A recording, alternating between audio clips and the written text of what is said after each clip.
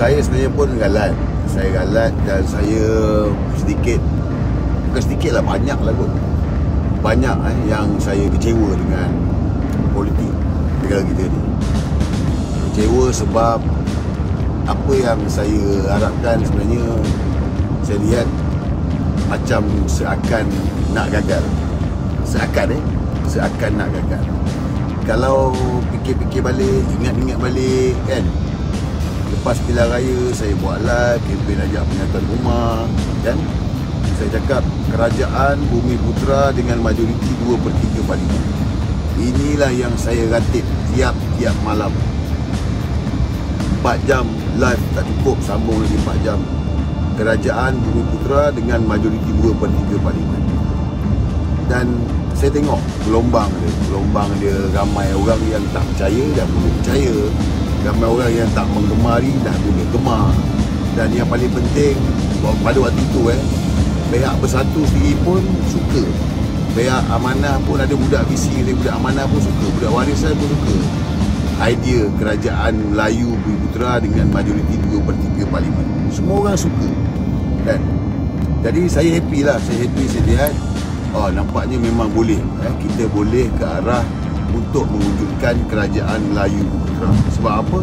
Sebab ada banyak agenda yang kita dapat buat bila kita dapat third government. Jadi bila dah bertukar kerajaan kan, kerajaan Melayu Bumi Putra, kerajaan yang ada hari ni adalah kerajaan Melayu Bumi Putra. Kerajaan yang hanya ada 2 ahli parlimen daripada MCA berbangsa Cina dan 1 ahli parlimen berbangsa India daripada MIC. Jadi totalinya adalah kerajaan Melayu Bumi Putra hari ni. Kerajaan yang digelarkan Perikatan Nasional hasil coalition ahli parlimen yang ada. Kerajaan hari ni dia bukan coalition parti politik kan. Untuk makluman, kerajaan hari ni adalah coalition kerjasama antara ahli parlimen saja, bukan antara parti politik UMNO ke Bersatu. Tapi yalah, saya seronok bila tumbang kerajaan seronok. Saya yakin ramai pun seronok, ramai yang suka. DAP dah tendang keluar, DAP dah tak ada dalam kerajaan. Anwar gagal jadi Perdana Menteri. Anwar bukan lagi Perdana Menteri. Tapi bila dah bentuk kerajaan, satu persatu kita dapat lihat perkara-perkara yang sebenarnya lebih melibatkan parti politik. Bukan ahli parlimen, tetapi melibatkan parti politik. Daripada Bersatu, daripada PAS, daripada UMNO. Tiga ni je. Tiga ni, Bersatu, PAS, UMNO. Yang macam kita tahu Muafakat Nasional yang disokong oleh Akaubi, disokong oleh Akaubi UMNO, Akaubi PAS. Dan secara tiba-tiba PAS menyertai Perikatan Nasional. Jadi dah pastilah menimbulkan ketidakpuashatian sedikit. Orang cakap tunang dengan UMNO tapi kahwin dengan Bersatu. Jadi bila perkara-perkara macam gini timbul, ianya melibatkan sesuatu yang menjejaskan hubungan parti politik. Bukan ahli parlimen, tetapi parti politik. Jadi bila perkara tu berlaku dan meleret-leret bawa kepada pilihan raya Sabah, dan sampailah hari ni kita dapat lihat memang ada perkara-perkara yang menyebabkan parti politik ini bertelagah antara satu sama lain. UMNO dengan Bersatunya, PAS dengan UMNO pun ada. Jadi ditambah pula dengan cerita-cerita yang bermakna bermula daripada Perak. Mereka yang tak bertanggungjawab melemparkan tuduhan bahawa UMNO bersekongkol dengan dia.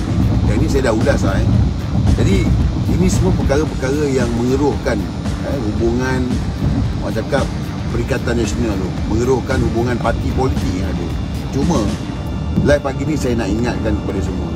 Saya ingatkan sekali lagi, kerajaan yang dibentuk hari ini adalah kerajaan yang dibentuk oleh ahli parlimen.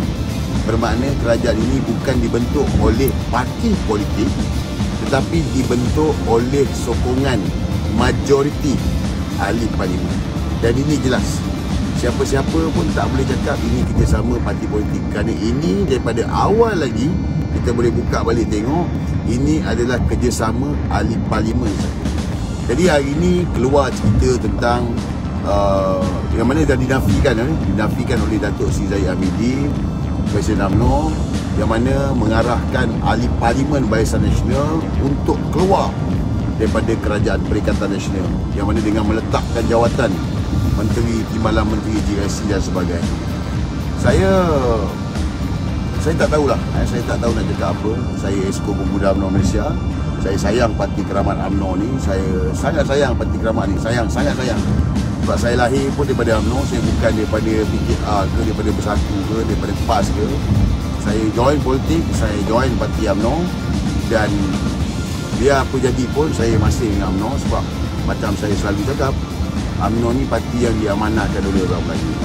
Dan UMNO ni memberikan saya satu amanah yang besar, yang mana nak menyedarkan orang Melayu, khususnya orang muda ni, tentang perjuangan yang sebenarnya dalam parti politik. Jadi ni UMNO. Tetapi dalam masa yang sama, saya fikir rakyat juga perlu memahami situasi UMNO hari ni. Saya buat live pagi ni bukan nak cakap UMNO betul 100%, tidak. Tetapi saya nak minta rakyat untuk memahami Parti UMNO ni, Parti Keramat Orang Melayu ni, yang mana hari ini terpaksa melakukan sesuatu untuk survival parti ni. Bukan untuk survival mana-mana pemimpin. Saya tolak kalau ada perkara-perkara yang sebenarnya untuk menguntungkan mana-mana pemimpin. Sebab saya masuk parti politik UMNO ni bukan kerana pemimpin, tapi kerana perjuangan saya.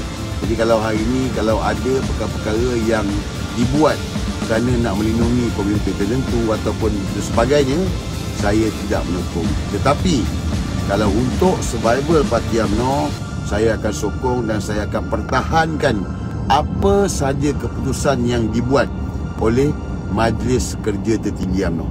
Yang mana malam inilah, malam ni Majlis Kerja Tertinggi UMNO akan bermesyuarat dan mungkin ada ketetapan, ada keputusan, ada suara yang akan dibuat, yang mana kita akan ketahui malam ini. Jadi apa saja keputusannya, saya akan sokong. Dan saya minta ahli UMNO yang ada seluruh negara hari ini, ahli parti UMNO, untuk menyokong keputusan yang dibuat oleh Majlis Kerja Tertinggi UMNO. Kerana kita orang parti, sebagai orang parti, kita kena akur pada parti, dan kita kena pastikan Parti UMNO, Parti Keramat ini tidak seperti mana parti-parti lain, yang mana diorang ni tahulah, faham-faham lah kan, gaduh pecah kepala pun ada. Jadi pertahankan institusi, bukan pertahankan pemimpin, tetapi pertahankan institusi UMNO. Kepada rakyat Malaysia juga, kepada rakyat yang bukan ahli parti, saya minta untuk memberikan ruang kepada Parti UMNO untuk membuat satu keputusan, membuat ada tuju yang baik demi survival Parti Keramat ni. Suka ataupun tak suka, bukan saya nak ngungkit suka ataupun tak suka, UMNO ada banyak jasa kepada orang Melayu dan juga rakyat Malaysia. Jadi dalam keadaan yang UMNO selepas kalah, dengan diugut dengan macam-macam benda lah kena ugut ni. Jadi hari ni dah bentuk kerajaan, walaupun bukan kerajaan sepenuhnya, walaupun diletakkan di posisi-posisi yang berapu-rapu, tetapi UMNO menjalankan tugas mereka. UMNO menjalankan tugas membela rakyat seperti mana KWSP, moratorium. Jadi berikanlah ruang kepada UMNO, berikanlah peluang kepada UMNO untuk memperbaiki apa saja permasalahan yang berlaku hari ini. Jadi saya minta, saya merayu kepada mereka yang bukan ahli parti, berikanlah ruang kepada UMNO. Dan kepada rakan-rakan di dalam PAS, rakan-rakan di dalam Bersatu, saya minta tolong juga. Rakan-rakan PAS, rakan-rakan Bersatu, minta tolong juga. Beri ruang kepada UMNO untuk buat keputusan. Jangan melemparkan tuduhan dengan sembrono, membuat tuduhan yang bermacam-macam lah. Sebab kita tak mahu jentera-jentera cyber troopers yang ada ni buat perumahan yang merapu-rapu ni. Merapu-rapu.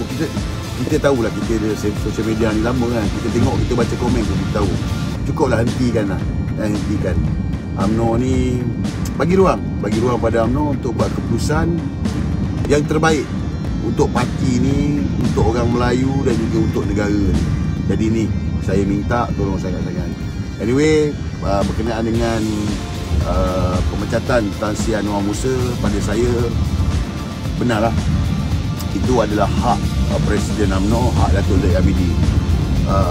Sebab Anwar Musa dilantik oleh Presiden. Jadi atas sebab apa Datuk Zahid pecat tak dapat dijelaskan lagi.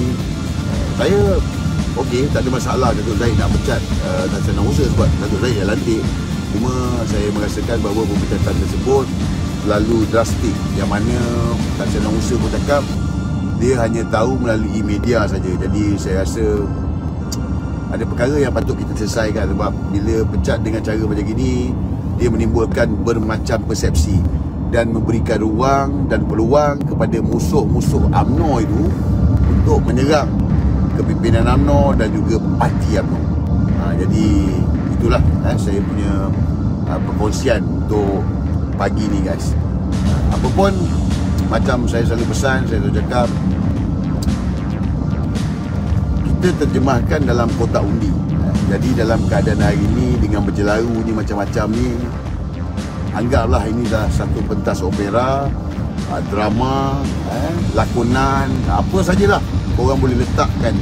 Tetapi apa yang lebih penting adalah pada pilihan raya ke-15 nanti. Pada pilihan raya ke-15, terjemahkan dalam kotak undi. Itu yang paling penting pun.